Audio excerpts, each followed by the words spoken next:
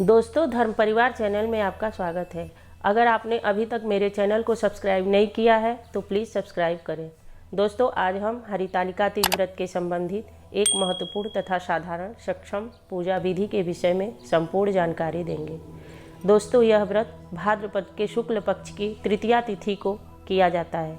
इस व्रत को सुहागिन महिलाएं पति की लंबी आयु के लिए करती हैं और कुंवारी कन्याएं मनवांछित पति प्राप्त करने के लिए करती हैं।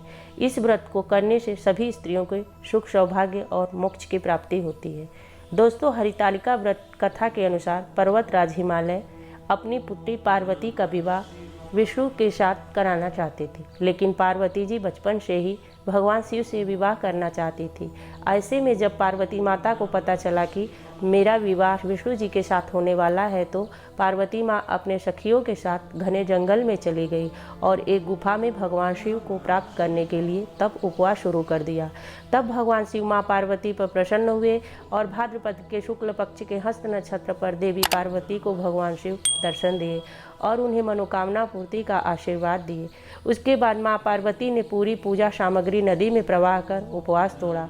उधर पर्वतराज पिता हिमांचल राज अपने पुत्री को ढूंढने घने जंगल में आवाज़ देते हुए, पुत्री पुत्री कहाँ हो, कौन पुत्री को हर ले गया, कहीं सिंह व्याघ्र तो उठा नहीं ले गए, कौन हर लिया, ऐसे ढूंढते हुए उस गुफा के पास आ जाते हैं जहाँ माँ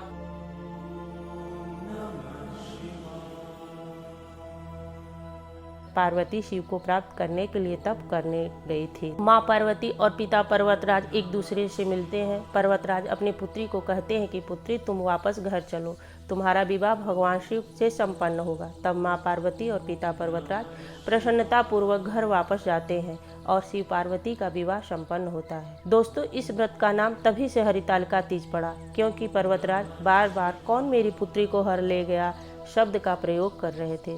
दोस्तों, अब हम आपको पूजा विधि बताने जा रहे हैं। हरितालिका व्रत स्त्रियां अपने पति की लंबी आयु, सुख, सौभाग्य की प्राप्ति के लिए करती हैं। हरितालिका तीज के दिन स्त्रियां बिना अन्न जल ग्रहण किए 24 घंटे उपवास रखती हैं। सुबह सर्वप्रथम उठकर नित्य क्रिया से निवृत्त होकर स्नान आदि करके श्रद्धा शुद्ध सौभाग्यपूर्ण रंग जैसे लाल पीले वस्त्र पहनती हैं। फिर अपने घर के मंदिर के पास बैठकर रोजाना की तरह शिव पार्वती का ध्यान पूजा करती हैं और दिन भर शिव पार्वती का स्मरण करती हैं।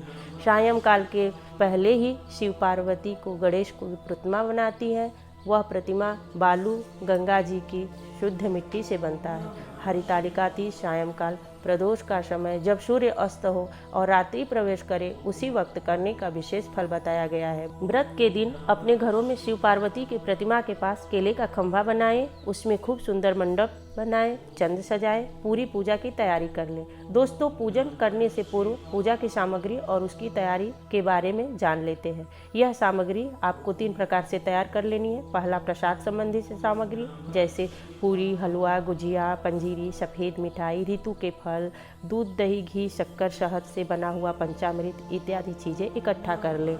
दूसरा, श्रृंगार संबंधी सामग्री। श्रृंगार संबंधी सामग्री वो होती है जो पार्वती को बहुत पसंद होती है, जैसे शीशा, कंघी, चूड़ी, बिंदी, आलता, चुंदरी, मेहंदी, सिंदूर, महावर, जो भी सुहाग की सामग्री के अंतर्गत आता है उसे सामग्री को इकट्ठा कर ले। दोस्तों, तीसरी सामग्री है जो भगवान शिव को बहुत पसंद है, जैसे बेलपत्र, शमी पत्र, धतूरा, फूल, फल, मंदार, कनेर, गुड़हल, गुलाब, भांग इत्यादि सारी चीज़ें शिव को बहुत पसंद है। साथ में गणेश जी का भी पूजा होनी है, इसलिए गणेश जी के लिए 21 दुर्वा इकट्ठा कर ले। दोस्तों, सायंकाल के समय स्नान करें और सौभाग्यवती स्त्री स्वच्छ वस्त्र पहने जो लाल पीले चुंदरी हो या सौभाग्यपूर्ण रंगों वाला हो। फिर 16 श्रृंगार करें, जैसे पीले सिंदूर मांग में भरे, पैर में महावर, हाथ में चूड़ी, मेहंदी पूरी तरह से तैयार हो जाए। सर्वप्रथम आसन लेकर शिव पार्वती के गणेश की प्रतिमा के पास बैठें। पहले हाथ जोड़कर भगवान को ध्यान करें। शिव पार्वती और गणेश जी को पंचामृत स्नान कराएं। इसके बाद स्वच्छ जल से स्नान कराएं। ओम नमः शिवाय का जप करते रहें। उसके बाद केवल गणेश भगवान और माँ पार्वती को हल्दी रोली लगाएं और शिव को भस्म का त्रिकुंड लगाएं। सर्वप्रथम गणेश का पूजा शुरू करें। लाल पुष्प, 21 दुर्वा, शमी पत्र, प्रसाद, मोदक भगवान गणेश को अच्छे से चढ़ा के उनको प्रणाम करें। अब शिव पार्वती को पूजा शुरू करें। सर्वप्रथम शिव को बेलपत्र चढ़ाएं, शमी पत्र चढ़ाएं, धतूर, मंदार पुष्प, गुड़हल, गुलाब, सब शिव प्रतिमा को अच्छे से सजाएं और माँ पार्वती को चुंदरी, सिंदूर, बिंदी, लालपुर, 16 श्रृंगार सामग्री, हल्दी, कुमकुम अर्पित करें। फिर धूप दीप जलाएं। फिर प्रतिमा के ऊपर अक्षत अर्पित करें। शिव पार्वती के सामने हाथ जोड़कर प्रार्थना करें। पूरी श्रद्धा भावना से माँ को आत्मा से ध्यान रखते हुए बोले, पार्वती माँ, हे माँ उमा अंबिका, हे शंभु प्रिया, हे सुहाग और सौभाग्य देने वाली गौरी माँ, मेरे सौभाग्य की रक्षा करिए और मेरे सुहाग को जन्म जन्म तक सुहागन बनाए रखे। अपने पति को देवता की तरह 7 जन्मों तक पूजा करूं, मैं सुहागन रहूं।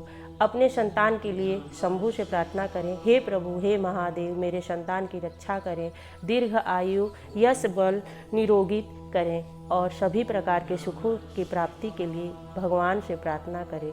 पूजा के बाद जय शिव ओमकारा की आरती करें और कपूर जलाएं। भगवान के सम्मुख आंचल फैला के शीश झुकाएं। इस प्रकार पूजा संपन्न करें। दोस्तों, आपको पूजन सामग्री और पूजन विधि तो बता दिया, मगर आप लोगों को बताना चाहते हैं कि यह पूजा सुहागिन औरतों, स्त्रियों को और कुंवारी कन्याओं के लिए तो है ही, परंतु वो माताएं बहनें जिनके पति नहीं हैं, उन्हें भी पूजन में सम्मिलित करें और प्रेरित करें और उनमें भेदभाव ना होने दें। अतः जिन माँ बहन के पति नहीं हैं, वो भी अपने पति के नाम से व्रत रहें।